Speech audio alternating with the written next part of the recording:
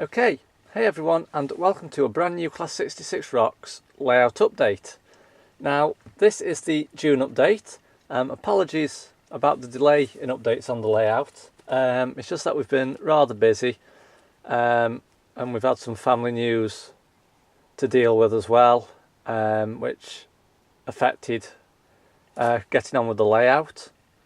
So I thought I'd just do a quick update about what's going on, just so you know I haven't given up on the layout, because like I say, I kept saying in my other reviews that I was going to do one, and then I ended up being busy, like obviously due to family issues and with work and doing other things as well, and I just never got round to it, so apologies for that.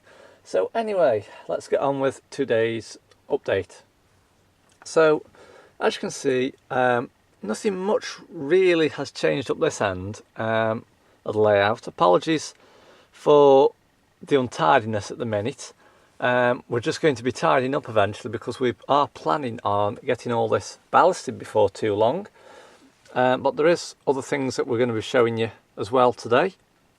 So as you can see up in the far left corner, I've still got my Batman Class 20 in GBRF, Hornby Class 92 in DB Schenker, Batman Class 47 in Intercity livery, and a locomotive that's just under here. Yeah, that's the other Batman Class 47. That's in the ScotRail livery.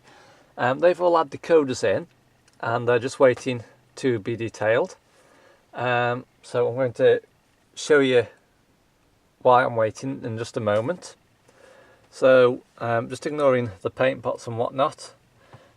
So the second thing that I've done, I used to have an old spares tin. Well, it was an old Fox's biscuit tin actually, and I decided at one time to tip all the spares that I had into that.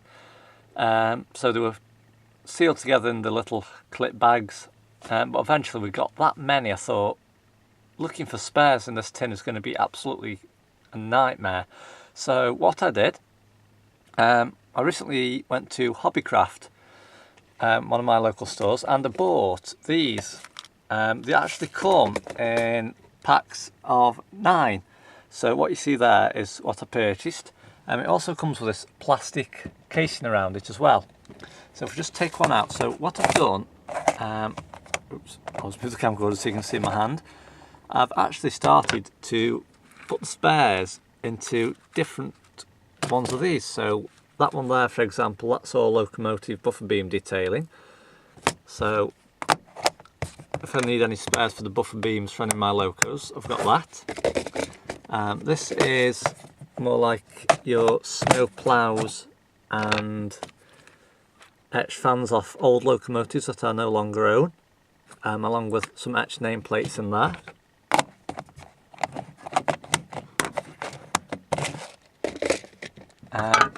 Moving on, I'm just knocking everything over now. I've got this one, so this has got my NEM couplings in, so I've got quite a lot of them now actually. But anyway, I'm not going to bore you to death by opening each box, so I'll just do a quick run through. That's just some loco spares, plastic parts. That is the couplings for in-between carriages. That's some steam accessories, so wheel sets, etc. And then we've got some parts for the steel coil carriers that I've got in EWS livery. They are in there somewhere. I think they're actually at the bottom, but on the top I've got some more locomotive detailing, so I've tried to put all those together. In here I've got a few odd bits and pieces for my hoppers, and in here again I've got yet even more of the coil carrier uprights. These are for some other ones which we've got, but at the minute they're all in boxes, so I'm trying to keep my stock separate from anything new that we've purchased. So these are like a latest purchase, so I've started putting them in there for now. So moving on. So before I show you these locos here, just let me explain what's going on down here. Okay, so I don't think the camcorder, oh it is, it's picking a bit of it up. So as you can see under here, I'm going to have to get some lighting sorted, aren't I? Because you obviously can't see the locos that well. But this is my locomotive storage area.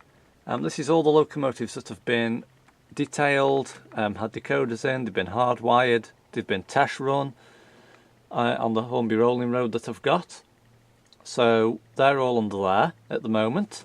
So like I say, I'm going to get some lighting from under here. So I've been speaking to my mate Rob, aka Tish4472 on YouTube, and he's suggested some really good LED strip lights for me from Maplins. So when I get a chance, I'm going to go over there and purchase some, because obviously I do need to light this up because you just can't see while it's dark. So let's just come back up here again.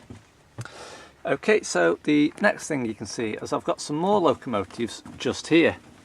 So we've got a Hornby Class 60 in Tata Steel or Tata Steel livery, whatever you wish to pronounce it. And we've got the Hornby Class 92, Stobart Rail Class 66, and a Lima EW&S Class 73 over there. So I'm just going to explain what I'm doing with each of these. So as you can see, the Class 60, all it needs is some more buffers. Just put on the front and back of the loco. But as you can see, I've gone onto eBay and I've purchased these from Peter's Spares. He's a really good guy as well. If you ever need any spare parts, literally if you go on his eBay channel or onto his website, you can literally get these parts on there. So this is part X9399 buffer assembly. Moving along to the Class 92. Now all this needs is these, I think they're called shoe gears, these white pieces on the bottoms of the wheel sets. So I'm just going to place that down a minute. So some of my wheel sets were missing some of these, so again I went to Peter's Spares, really reliable, and I've managed to source some of them as well. The Hornby Class 60 that is next to it, I need some horns. Now this is where you guys come in. I've looked on Peter's Spares and I cannot get any horns for my Class 60. So it's like these ones, but if you could possibly tell me where I can purchase some from, because I do need to replace 4 horns, because the other ones broke off by accident. So if you do know where I can purchase some, either Nightwing, is it the kit ones, is it brass metal, or if anybody knows where I can get some, maybe a spare body with some on, that'd be great if you could let me know, please. I'm finally moving along to the Hornby, not the Hornby, the Batman Class 66, and I'm missing a cab window out of this side, but I've contacted Batman and they have charged me £8 to send me a pack of 4, so that end, this end, that end and that end, even though I only need one window. So I'm going to have some spare cab glazing left over. So I've paid the £8 and £2 postage, so £10 altogether for some more cab windows. And I've also just got to repair my grill area on the roof just here. It's actually come away, so we've got the part ready to just place back down and glue, and then that is that locomotive sorted. Now in regards to the EW&S Class 73, we were doing the Class 31, I think it was, the other day. We were hardwiring it, and the 73 is a similar wiring structure, but when we first started we undid this one first, and then we were looking on websites and trying to understand how some people had done it. So we just put this one to one side for a moment, and then we got the Class 31, which I had got a wiring diagram for. And luckily the Class 31 is the same wiring structure as the 73. So that is up next for hardwiring and detailing and also running in. I've got a box here with an Hornby 8-pin decoder inside, as well as a Batman 21-pin decoder. So the 8 pin we'll use for the Class 73 and the 21 pin we'll use for a DCC ready locomotive. Now, moving along, as you can see, we've got the viaduct area just here, as previously featured in my last layout update. Apologies about the battery there, it's been weighting some cork sheet down. But if you look, we have gone a lot further.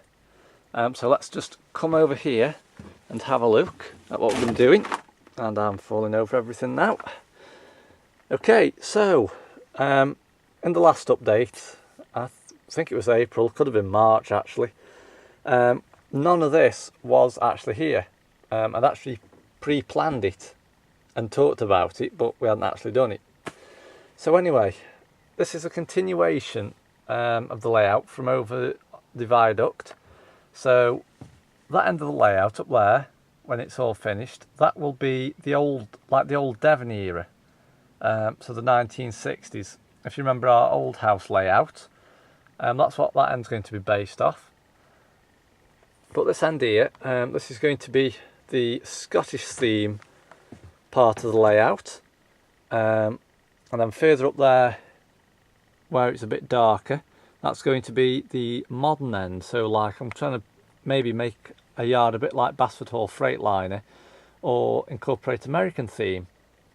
But if any of you by any chance have got any photos of any American freight yards, like an up-to-date photo like more recently, please could you maybe follow me on Twitter at Class66Rocks and share your photos with me, so I've got an idea of what your freight yards in the US look like. I've yet to visit the US actually. It's on my to-do list for a holiday, but I just haven't got around to doing it yet. So, moving on. Now over here I've got my Siku Control tractors and a trailer, and I've also got a large silage pit, courtesy of Brushwood Toys, because my idea was this: I've washed all this ballast just here, so that's all been done. So the plan is I'm going to load it with this John Deere R series just here, and load it into this John Deere 6920S that's parked next to the Ryobi drill, with the trailer on, and then we're going to transport it across the board and run it to just where those locomotives are, just there, and we're going to turn the tractor and the trailer around and just tip the ballast there, and from there we will just pick it up by hand and ballast all the track area that you see just down there. I've also got to get some syringes as well to put the glue and the water into for the ballast mix, so I'm going to get them from Modelcraft online. So hopefully the next review, well, update that I do on the layout, we will have done the ballasting. Also in this update we have installed a second light bar.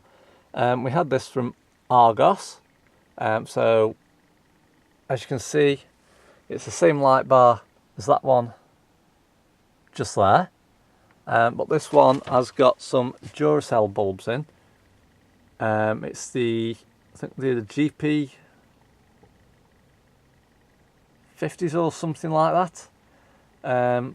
But anyway, the halogen bulbs, and they actually light up a bit brighter than the ones that I just showed you on the other side. Or it's a GW50. I think it might be a GW50 actually. I haven't got the packaging anymore, so I can't entirely remember myself. Also, we have got this light switch just here. We went to our local B&Q in Macclesfield on Sunday, just gone, and we purchased this screwed flat plate switch. So let me take it out of the box and show it you. So as you can see, it's a, I'd do better if I held it the right way up, wouldn't I? An on-off switch. Obviously my face is reflecting in the switch panel. So as you can see, that's our on-off switch. Now this is planning to replace this old one just here, which the previous owners of this house before us had put in, because I think it's actually quite old, that is. So the plan is we're going to disconnect that, then we're going to get the wiring that's up here that runs all the way down behind here somewhere. I can just about find it. Yes, it's there. So this wire here that you can just see through the bubble wrap, we're going to trace that all the way down to the bottom, which is just under there, and we're planning on putting the light switch here on a piece of wood.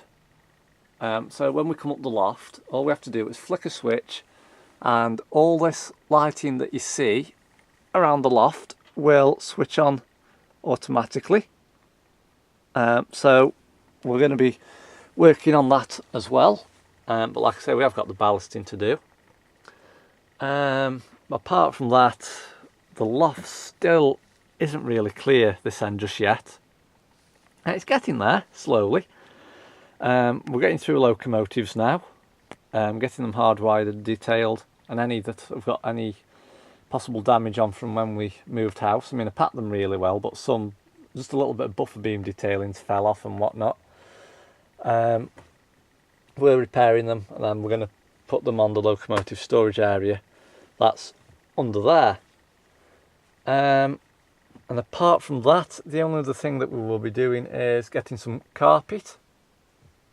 So we're going to try and get over to Carpet Right, I think it's called, at Lime Green in Macclesfield, which is our local store, and get some nice carpet. And we're also going to go to Argos again and buy some more chairs, as at the minute I've got ones from the old layout from our old house and one of my dad's fishing chairs up here, because that's a bit more comfortable than one of the old blue ones that we had, because that actually dug into your back a bit. So they will be going eventually, and we will have 2 new chairs. Yeah, so basically there is quite a bit of work to do. It's not going to be an easy job.